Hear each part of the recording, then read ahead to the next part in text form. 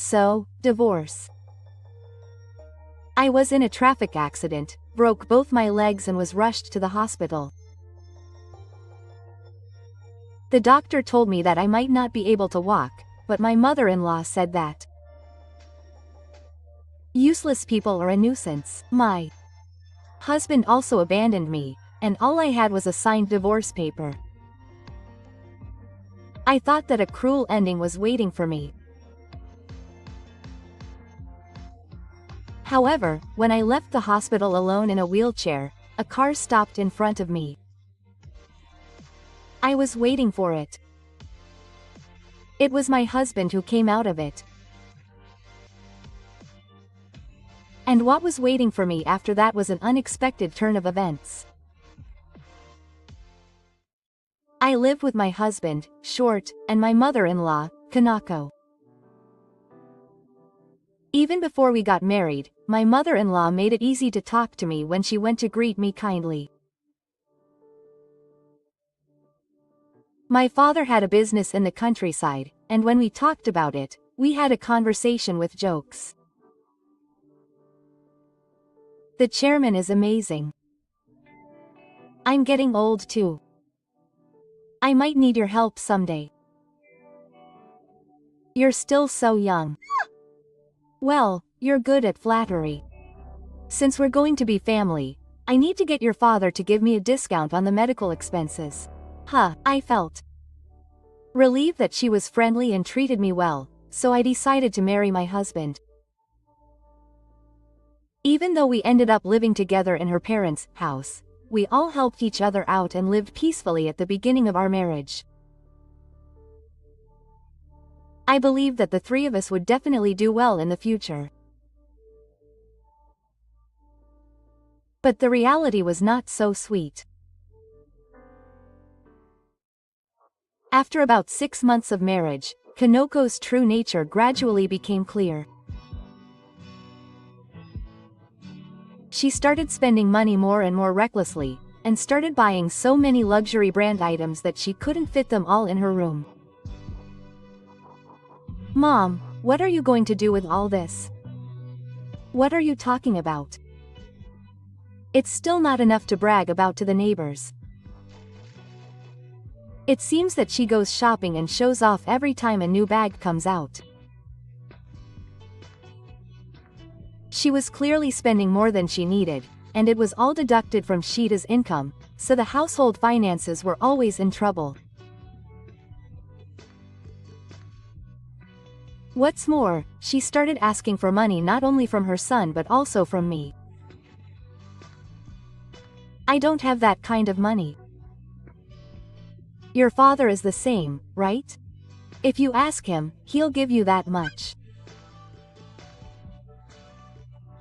But my father just runs a small clinic in the countryside and is by no means a wealthy woman.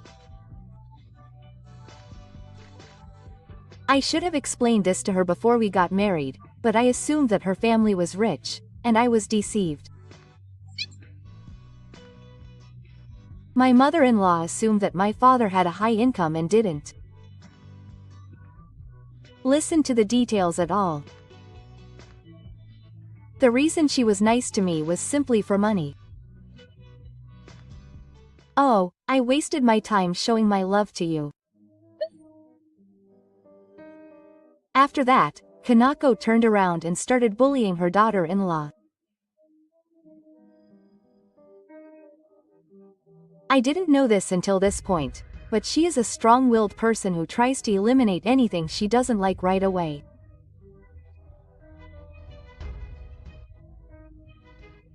When I heard her boast that she bullied her homeroom teacher in her school days and made him quit school in a month, I couldn't believe her as a person.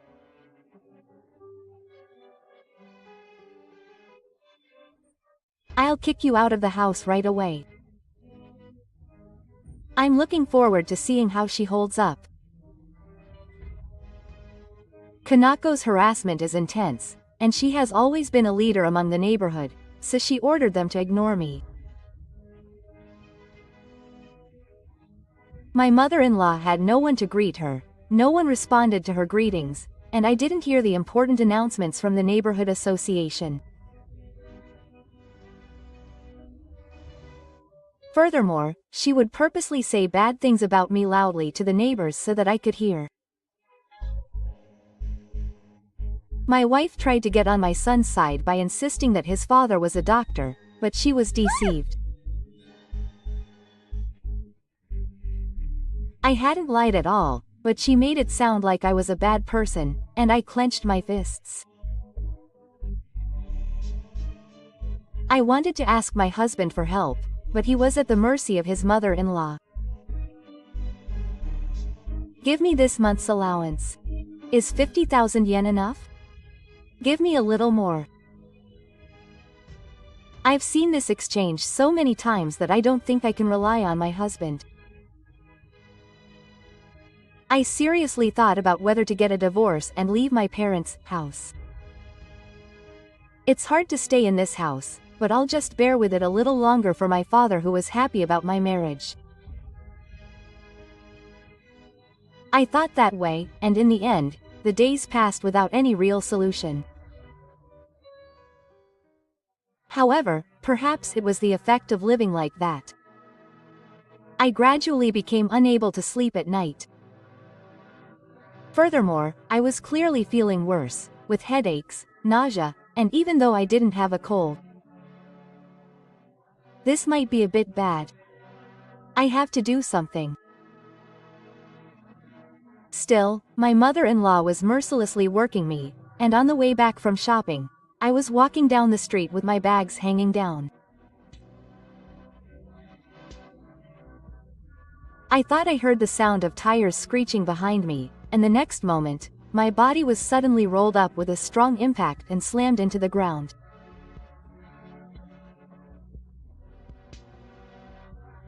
I didn't know what was happening, and I felt a sharp pain in both my legs and lost consciousness. When I woke up next, I saw a white ceiling and curtains, and Shida and Kako looking down at me. Sumayer-kun, you were in a traffic accident. She told me that I was hit from behind by a car and suffered compound fractures in both my legs. I needed to be hospitalized for at least 3 months, and I was taken to the hospital and immediately operated on, but the doctor told me that they didn't know if I would recover. I might never walk again. Everything was going dark in front of me, and I was about to be consumed by despair, when my mother-in-law hit me with a further blow. So, divorce, yes. Decision, what? We can't take care of you anymore. You're a total wrecker. She tried to cut me off with a big smile. I looked at Shota as if asking for help, and he opened his mouth with a blank expression. That's right. Useless people are a nuisance. That's a lie, right? I felt as if a voiceless scream was being coughed up in my throat. My mind went blank, and all the strength left my body, so I sunk into the bed. I tried to get up, but my legs were broken and I couldn't put any strength into them, and it felt like my body wasn't my own. What did I do? I don't understand at all why I have to endure such terrible concentration. My mother-in-law was laughing triumphantly in front of me, and my husband's expression was still as unchanging as ever. The reality was so great that I could only look up at the ceiling in a daze with tears in my eyes. Oh, that's right. Please write this down. I've already filled out Shota's part. Saying that, Ka-san threw the divorce papers on the bed. Suddenly, you're like, oh, that's not a problem. Why don't you go back to the countryside and have your father take care of you? My mother-in-law looked down at me with a grin, confused, and then turned to my husband. Please get the divorce papers from this woman later. Once I submit this, we'll be done. Oh, I know, Mom. My mother-in-law left the hospital room with a light step, and Tae went with her as if to follow her.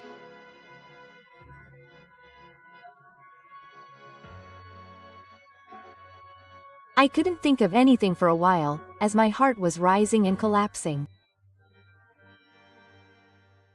After that, Tae, who was supposed to come to get the divorce papers before I was discharged, never showed up at the hospital for some reason, and I spent my lonely hospital stay alone. I wonder if he even hates seeing me. I was abandoned by Tae. Looking out the hospital window, I saw a vivid blue sky, the complete opposite of what I felt, and the soft spring breeze blew the curtains and brought the faint scent of flowers. While I was in the hospital, I was constantly gazing at the divorce papers that I couldn't submit, with the spring breeze caressing my cheeks as if to comfort me, and I cried. And 3 months later, I was a soldier. I didn't want to worry my father in the countryside, and even at this point, I couldn't say anything. What should I do from now on? I guess I have no choice but to prepare myself and rely on my father. While I was thinking about this, I operated my wheelchair by myself and went outside, and a big car was parked in front of the entrance. A familiar face that I will never forget got out of the driver's seat. I was waiting for you, Sumair. Oh, my husband came to pick me up in his car. While I was confused by what I hadn't expected, he skillfully put me in the passenger seat and put the wheelchair on the drive.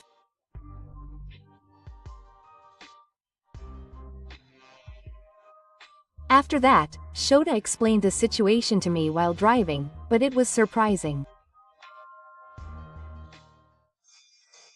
About 3 days later, my mother-in-law called me on my smartphone. I don't know where Shota is, Kiriri, who disappeared 3 days ago. When I heard those words, I took a deep breath, thinking that this day has finally come. He'll be with me. From now on, we will live together. Oh, what do you mean? I'll tell you the situation, so let's meet now. Kanako was surprised and furious at the unexpected words I said. Meanwhile, I told her this while suppressing my emotions and remaining calm. Then, I specified the time and place to meet my mother-in-law, and I was determined that it was finally time to settle things with her. I called my mother-in-law to a coffee shop in front of the station and decided to talk there. As I waited at a window seat in my wheelchair, the door of the old Jupiter opened with a creak and Noko appeared, not even trying to hide her irritation.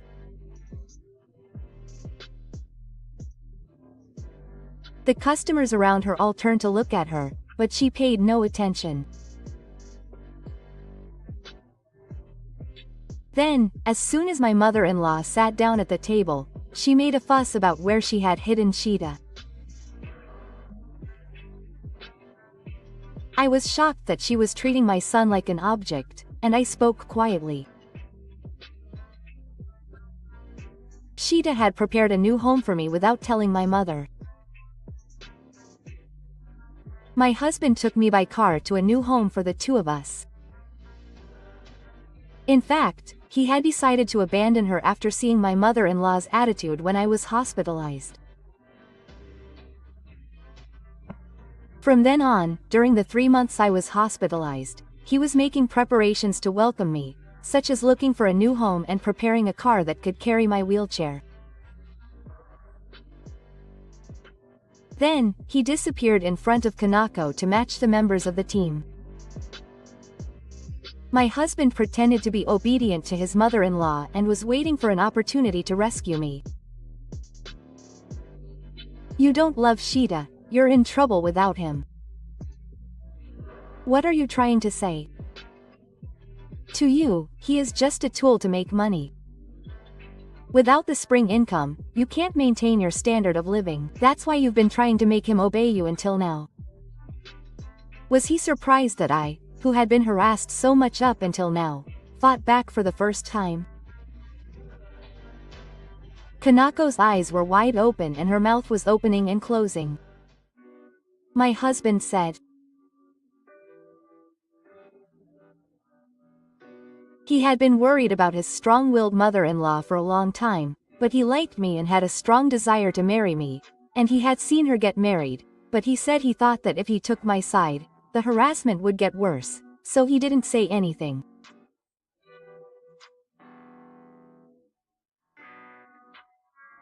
After the training, my husband came to pick me up and apologized to me over and over again. Then he secretly rescued me and took action to live a peaceful life together away from my mother-in-law. I moved to a nearby house, and with his support, I started rehabilitation, practiced walking, and started a new life together.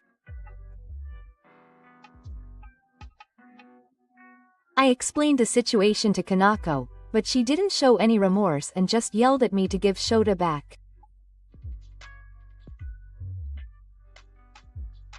I sighed at her for not listening and took out an IC recorder from my pocket and showed it to her. I asked my husband to bring it from home. It recorded everything my mother-in-law had said and done to me up until that point. I had been holding back on my marriage, but I had secretly prepared it to collect evidence in case I couldn't bear it anymore.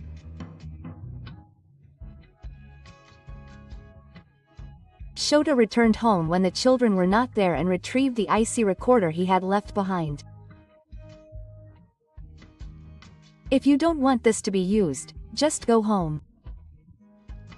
And don't get involved with this anymore. I thrust the recorder in front of her. To be honest, if Kanako had just backed off, I would have had the option of not using it, but there was no choice. Then she suddenly kicked her chair and stood up, and tried to attack me while I was still sitting in my wheelchair, telling me to stop. A glass of water fell from the table, breaking on the floor with a loud noise. Customers turned to see what was going on, and the waitress turned pale as chairs, tableware, and other items were destroyed. The inside of the coffee shop was in a state of shock because of my mother-in-law. Someone held him down from behind. Mom, give up already. It's Shota. Talk. The boy struggled in my husband's arms for a while, but there was no way he could be forced to do anything, and he eventually gave up and stopped moving. I just stared at him. We will report you to the police.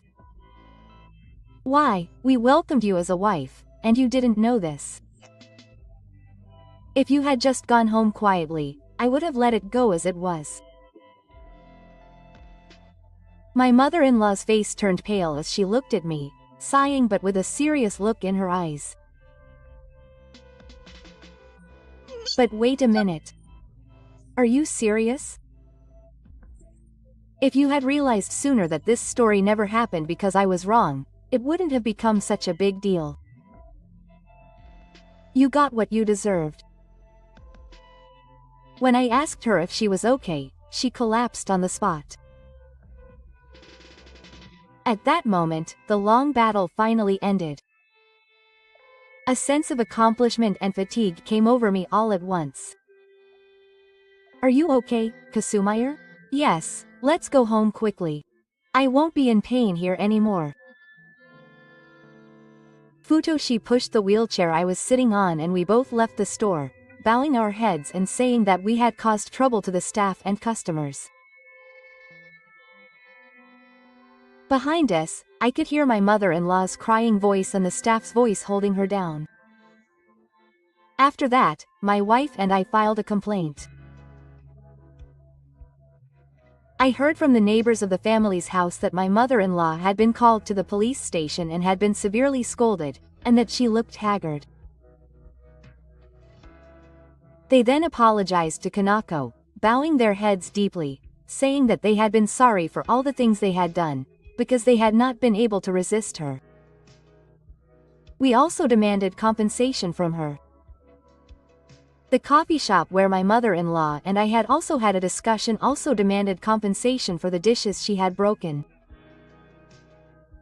Having lost her source of income, Kanako could no longer spend money on beauty treatments or shopping, and could not even make a living, so she sold all of her brand name items and went to work. He may look worn out from working an unfamiliar job from morning to night, but that doesn't matter to us anymore.